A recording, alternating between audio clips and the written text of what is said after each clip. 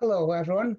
My name is Michael from Deep Value Returns on Seeking Alpha, where you can find my newsletters about value investing ideas, actionable investment ideas on a paid newsletter. Over to you, Manuel. Hi, and I'm Manuel Maurício. You can find my work at allingstocks.com, and this is Investment for Beginners. So today we're going to break up the topic into the first part I'm going to lead with, and we're going to talk about value versus growth. And then in the second part of the podcast, Manuel is going to take us through the element of luck in investing. So if you are kind of coming into the market right now, one of the things you'll hear a lot about is value investing versus growth. Value investing is what the likes of Buffett originally did. So when Buffett ran his partnership in approximately 1956 to approximately 1969, he was running what is called deep value. This is traditionally what he's been doing was buying stocks for less than book value. At the right at the start, he was actually buying stocks as a net. This is where you are buying a company for less than the current assets, take away all the liabilities. So if you think that a company has a certain number of current assets, and then you subtract all its liabilities, and then you subtract any kind of off-balance sheet liabilities. These can be off-balance sheet debt or the life or pensions or whatever. If you subtract all that, you end up with a position of cash. And if you could buy the stock for less than the amount of cash on its balance sheet, that was called a net. So this is what Graham learned from Buffett.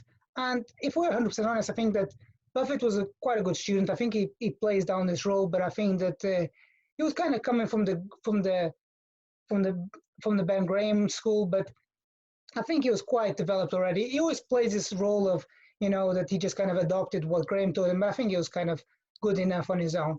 And then he kind of migrated to buying something for less than book value. So something by less than book value would have worked quite well in that period of the 50s, because you're buying into a company that is very capital intensive. So they've had to buy a lot of plant and equipment and factories, and you have a lot of fixed assets that has a certain amount of value with it.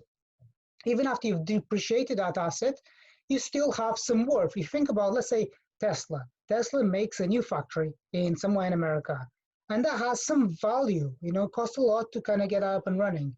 So if you could buy, back in the days, a car manufacturer, for example, for less than the plant, property, and equipment, that would be buying it for less than book value. And then we kind of see Buffett migrated into the type of, let's say, of American Express, where it's buying a business. It's really buying what is called intrinsic value of the business. You can think of Geico, you can think of American Express, you're thinking of these businesses where you're buying on an earnings basis. So the idea, for example, behind American Express is that when they said, okay, we've got this problem with the oil scandal, we need to skip our dividend payment this year, people went berserk. What the hell is happening with American Express? They missed out the dividend payment, so the stock just plummeted. Because everyone likes a dividend, particularly back in those days.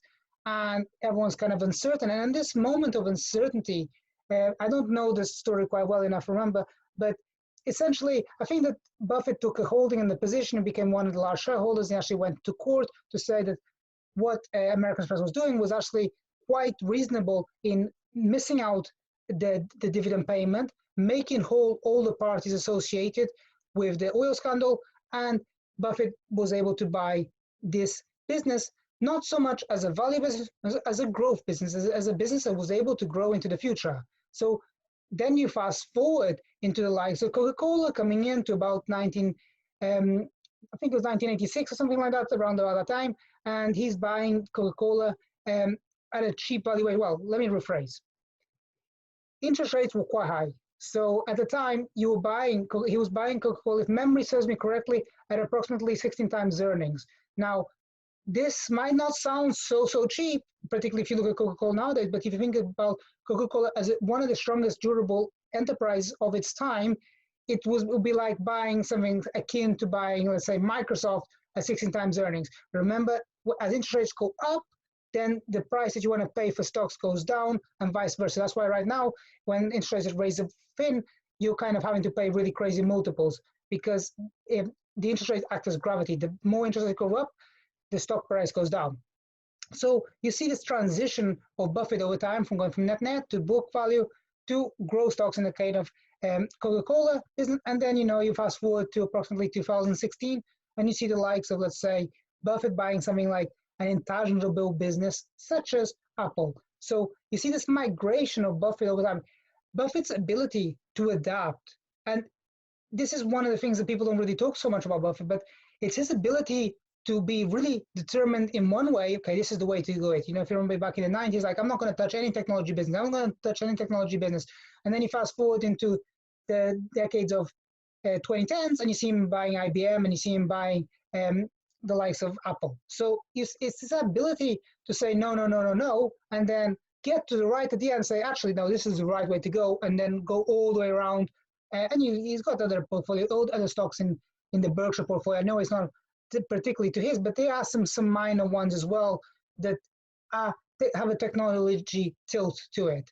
So in any sense, we are talking about how the difference in terms of approach of value invest. So value invest is really where you're buying a lot of cash up front. These are businesses that don't typically grow very fast.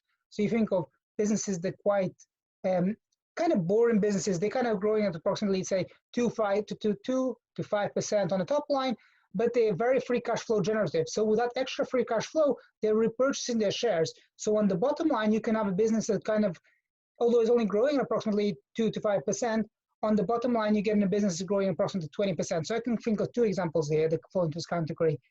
AutoNation is one that always people talk about, is what they call accountable. This means a business that keeps buying back its shares. And then you have the type of business that it's kind of like not the popular opinion, but I think something like Microsoft is actually kind of a value business, because on the top line, they're only growing approximately 14%. But on the bottom line, because they're repurchasing their shares and they're able to continue to expand their margins even now in going into 2022, you can see that their bottom line is actually growing at approximately 34% compounded annual growth rate. So it's not growing so fast on the top, but it's growing really, really fast on the bottom. So that could be value investing. I don't really know, but it's just an idea. So then you go to the growth stocks. So the growth stocks be something that's growing at what is called like the bananas valuation is actually growing really, really fast. So you can think of the likes of, let's say, Zoom, that this is being recorded on right now, or you can think of other businesses, for example, Shopify. For example, you can look at some of these e-commerce players. So they're growing really, really fast. And some of these businesses are just going to die away. They're having a moment in the sunshine right now. Most of them will probably just kind of tag along and nothing will happen. But there'll be about 10 or 15% of these that are just going to be the next Netflix, the next Amazon, and it's really difficult to know. And right now, towards the end of a bull market, investors are buying into the narrative of anything that's kind of a SaaS business, something that seems sticky. Those are the kind of attributes that investors always want. What investors want is visibility. Investors want predictability. And investors want to know that the customer is going to stick around. So all that amount of money that you spent getting your sales team to acquire customers, that customer is going to stick around for 2-3 years. So the lifetime value of the customer stays around, and you're in the best type of businesses, you're actually able to upsell to that customer every year by about 10 or 15% more revenues. So these are the types of, let's say, high growth businesses. And the high growth businesses, because they're investing really aggressively in their teams, you have a lot of stock-based compensation. Now, stock-based compensation depresses the gap earnings. And this is another debate, whether, how to think about stock-based compensation. Whereas the company that we talked about, a car manufacturer in the 60s would have been spending a lot of capital expenditure in terms of going into a factory, the capex, or the businesses nowadays, they're spending a lot in stock options to invest in the talent, to invest in the management team, to invest in the developers, to invest in the team around building that product. So everyone is very much aligned, all the way from the top to the bottom. Everyone is aligned with, positively incentivized to drive the share price higher. So, it kind of gets a bit difficult. Is that stock-based compensation that gets added back Is that going to be ever coming down? I don't think it is. But on the other side of the equation, as those stocks get executed and priced in, the market cap valuation keeps diluting out, so it's already factored in. So I'll give you an example. Let's say, for example, Snap. Snap is a social media platform, and it has a lot of stock-based compensation. But over time, as those options get executed, the market cap keeps inflating, and I don't know, but I could check something. So Snap's market cap is approximately 100 billion, okay? And let's say Snap makes approximately 3.2 billion in revenues. Now, if you look at something like Twitter, Twitter makes approximately $1 billion in free cash flow, but Twitter's priced at approximately 50 billion market cap, whereas Snap is priced at 100 billion market cap, although its free cash flow is nowhere near as strong as Twitter's. So you're making less free cash flow, but the investors are valuing that business higher, even though you're accounting for all that stock-based dilution. So to go full circle around, once the business has gone from its growth cycle and it starts to the growth rate starts to slow down ever so slightly, the multiple once more that investors are paying on a price of sales starts to compress, and then more investors start thinking once more about the price to earnings, and then you're back to being a value stock. So that's my kind of introduction of growth to value. And I'm going to kick it over to you, Manuel. So if you want to kind of ask any questions or jump in on your topic. I was thinking that today, well, and if one might say that growth is contained within value, in the value definition, and I think it's Buffett who said that they're tied to the hip or something of sorts. Mm-hmm. Whereas growth might be one aspect of value, not all value is growth. And I actually think that, as you mentioned, nowadays there's not that many true value investors as there are growth investors. It looks like everyone, and when I say everyone, I'm referring to from the pros to the regular folks. Everyone's looking for the high-flying stock, and for that's with a bigger TAM, and it's going to grow the most. And when I sometimes mention to other investors that there are a few investors looking for like businesses that are actually declining, and there are several in retail business that are actually not growing but shrinking, but at some point, at some price, everything can be a good investment, even a shrinking business. And I know that not a lot of people are going after those businesses today, but there's, for instance, in retail, there's some companies that are owned and operated by families who own a lot of the stock, and by, for instance, selling property and buying back shares, they're effectively creating a lot of value. And that's not, although that's the true value investing, or the basis of it from Graham, like buying cigar butts or buying things at below liquidation value. Today, for me, it's hard to find people who are really investing in those businesses, because those businesses usually are, because they're declining, or they probably won't have a pretty future ahead of them. So they're not sexy. People won't go after them. So that was we could do a video on share-based compensation. There's a lot to talk about there. But regarding value and growth, I think, as you mentioned, we're at the top of a bull market, and I'm not trying to call it tops or to say that it's going to burst the bubble or whatever, but it's obvious I think to everyone that this has been going on for a long time, and I don't know what's going to happen tomorrow, but right now we're at the all-time highs, and people are looking for growth, and if growth fails, Hail Mary, this is going to end badly. I mean, I'll just say one last thing about what you said. So when you're mentioning about retailers, the one that I thought immediately when you said that, I don't know if you're referring to this, but was Dillard's. One of those, yeah. One of those was Dillard's. So the ticker for Dillard's is DDS. And yeah, so I know Dillard's quite well, and Dillard's at the time, could be saying it's kind of slightly wrong, but I think about 2 years ago, the short interest on Dillard's was approximately 70%. So there was this whole idea around the stock that there's going to be an infinite squeeze. An infinite squeeze means that because they were repurchasing their shares, everyone was going to be squeezed out. If you remember back to 2014, it was the likes of Weight Watchers. Weight Watchers was a company that had an infinite squeeze, and what happened was that in the 1 year period, the stock went up 2,000%. More recently, we've seen this with AMC and GameStop, where certain hedge funds got squeezed out of the stock, and everyone can follow what happens with GameStop right now. But even in Dillard's case, when I called it a value investment, and first of all, we should put a disclaimer here, and we're going to talk about a lot of individual stocks.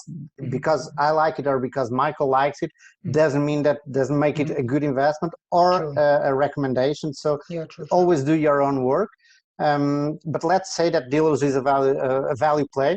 I wasn't even referring to the short squeeze potential of that. I was just referring to selling out stores, shrinking the footprint, and using that cash to buy back stocks, because there's an arbitrage there that can create the thing that I find quite interesting on those kinds of opportunities is that the multiple continues to compress over time. So you, as the owner of Dillard's, the Dillard's family, you have probably a longer time horizon than most investors. If you say I have to wait 6-8 years, you're probably quite happy with that. It's not the end of the world for you to wait 6 or 8 years. Whereas for most shareholders, man, you're not going to wait around 6 or 8 years to see your share price compressing. At some point, even the hardest will kind of say, I'm out, and it's difficult because even though on paper, that makes a lot of sense. Shrinking the number of stores, using the excess cash, repurchasing shares. But if the multiple keeps compressing, even if you get one share that seems to be of zero, because the company just compressed so much, it's still a zero.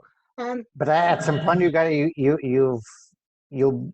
own a lot more cash flows, right? Because there's at least that one, and I might probably it's not a good idea to pinpoint a company, but in general theory, at some point they might be the company, the family might be giving back to themselves and to the rest of us as a dividend or as something else.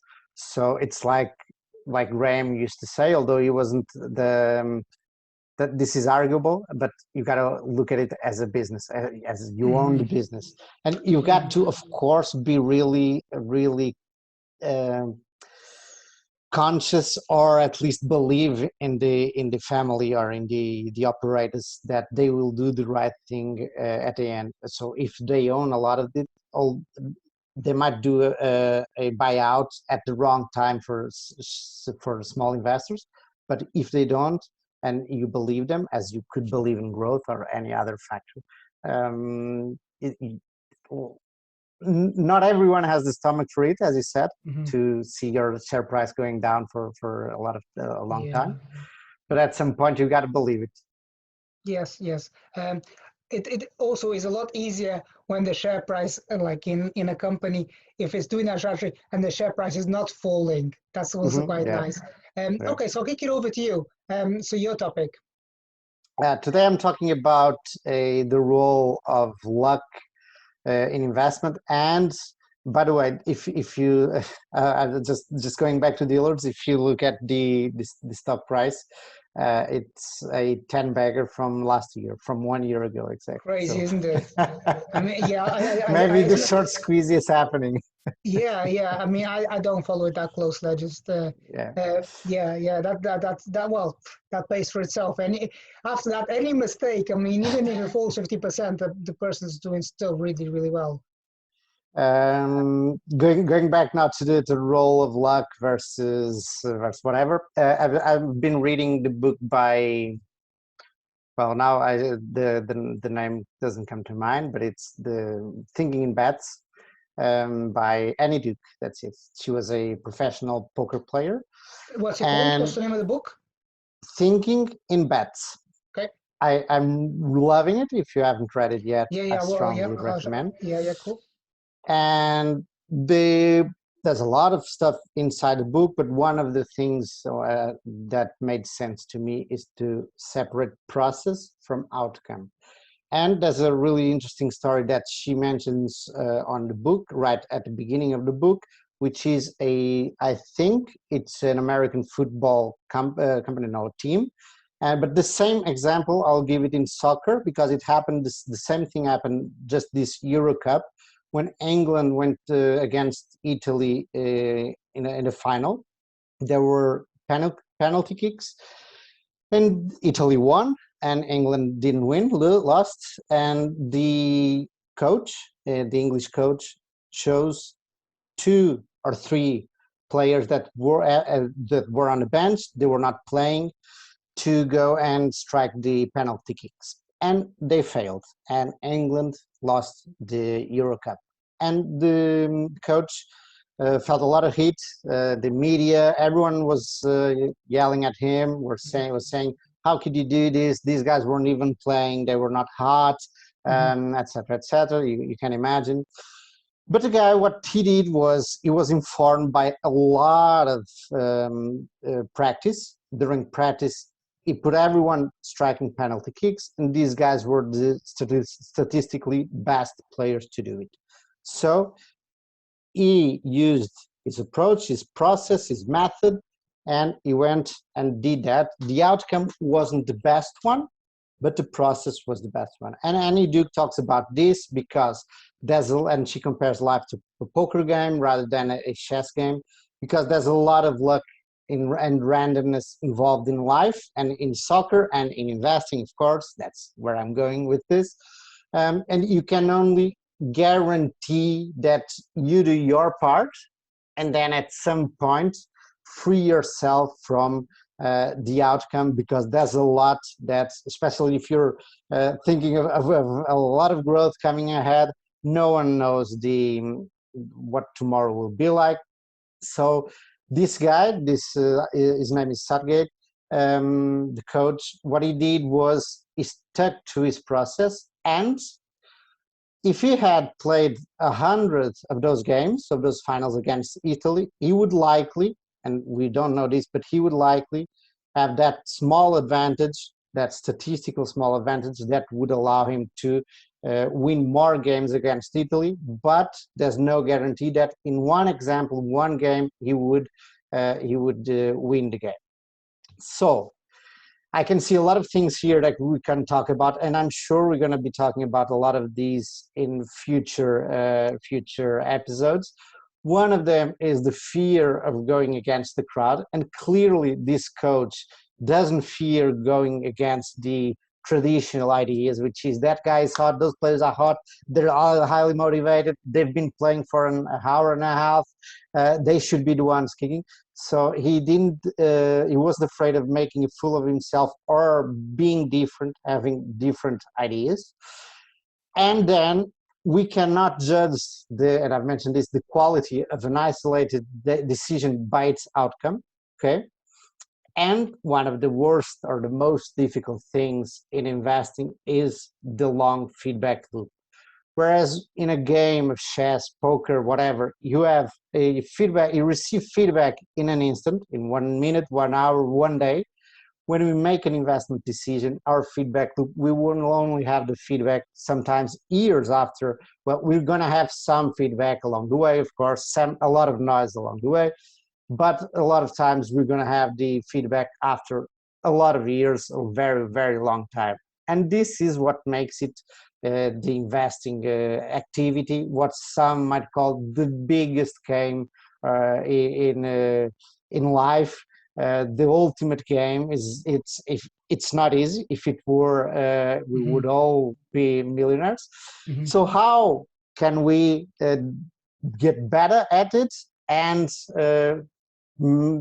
without ever knowing, or without knowing the result, the outcome of our decisions? One way, and I would love to hear your opinion, Michael, one way is to learn from others, right? Be it Graham, Buffett, Munger, whatever. And then, of course, adapt it to your own to your own style, to your own personality, to your own way of facing errors and facing challenges.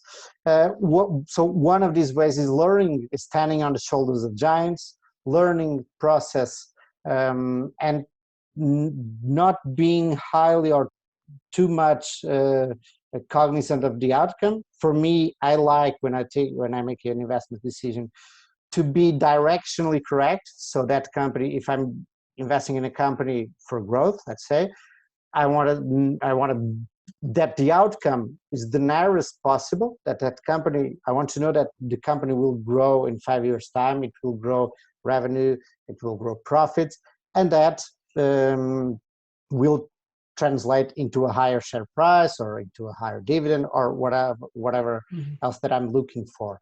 But the thing is, people want 15% return. You cannot, that's not something that you can control. There's a lot of randomness. So what I want to be is at least directionally correct. I've been so far. Let's see if what life reserves to us. But I would like to hear your opinion about the feedback loop and the. So I got two things that I would add straight away.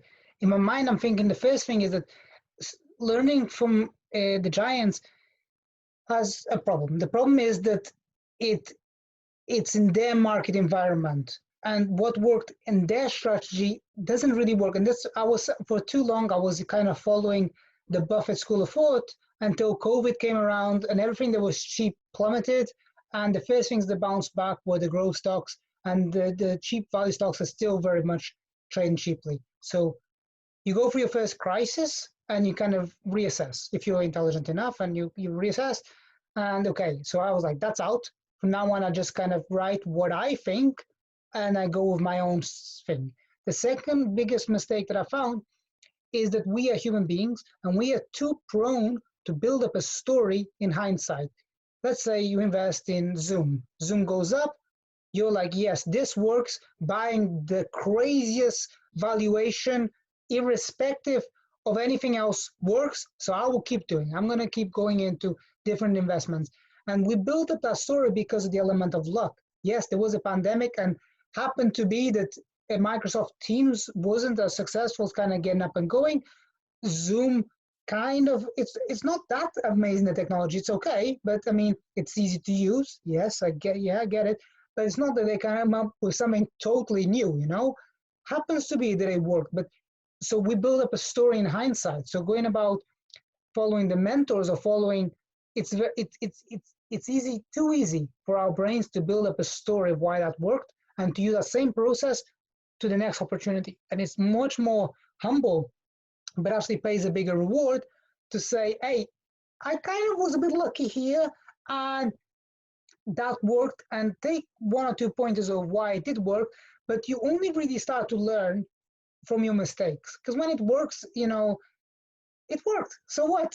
Like, it's only when you go through those mistakes like I did for COVID that you kind of like, okay, yep, that didn't work, and kind of be humble enough. And I think that what you were mentioning about also about the bet, the ladies invest in with a bet in mind. What was the name of the book?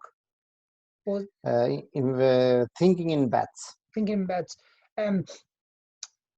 Is also kind of related to the Kelly formula. So the Kelly formula works quite well if you're doing a lot of bets. But in investing, you're doing kind of, let's say maybe 15, 20 bets, and everything is changing all the time. So you got a lot of noise, you got things in the sector that's changing, you got interest rates that's changing, and then you got psychology as well coming against you. So the thinking in bets kind of works when everything is kind of on the table like that, and it's not constantly changing. No, exactly the opposite, because what she says is that that's the chess.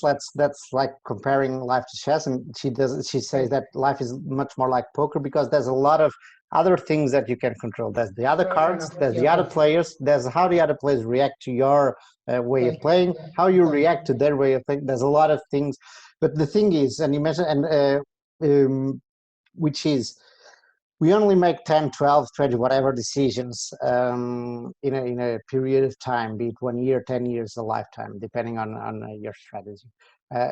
We might as well be sure or sure-ish that the process that we go through to reach those decisions is the best one. And with that, each one, my process will be completely different from yours and from Buffett and from Munger, whatever. There are some things that you can learn from them. For instance, the other day I'm trying to refine my portfolio management process, right? And I'm taking bits and pieces from other investors, thinking about them, thinking how can I translate them into my personality.